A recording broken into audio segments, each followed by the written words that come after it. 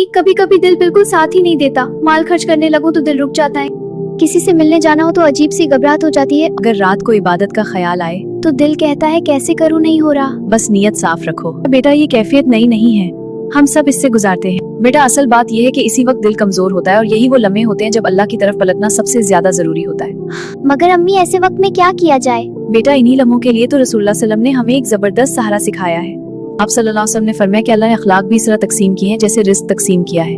दुनिया अल्लाह उसे भी देता है जिससे मोहब्बत करता है और उसे भी जिससे मोहब्बत नहीं करता, मगर दीन सिर्फ उसे देता है जिससे अल्लाह मोहब्बत करता है। अम्मी, जब दिल बिल्कुल साथ ना दे तो?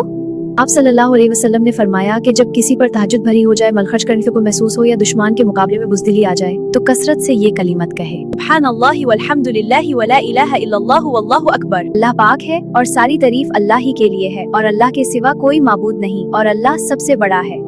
सुभान अल्लाह कहना ये मान लेना है कि अल्लाह हर नुक्स और कमी से पाक है और मैं कमजोर हूँ, मुझे उसका सहारा चाहिए।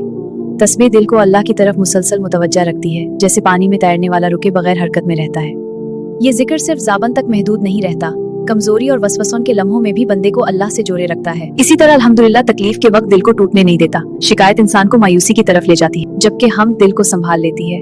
हर हाल में ये एहसास रहता है कि जो भी आया अल्लाह की तरफ से आया। अब दिल से निकले कि या अल्लाह मुझसे नहीं हो रहा तो बेटा बस यही कह दो, या अल्लाह मगर आप करवा सकते हैं। इसी इकरार में बंदगी है और वही से रास्ता खुलता है। अम्मी, अब समझ आया असल सहारा अल्लाह से जुड़ा रहना है। अगर आज भी दिल से निकले कैसे करूं तो कसरत से ये कलिमात पढ़ें और कमेंट में सुभान अल्लाह लिख दें।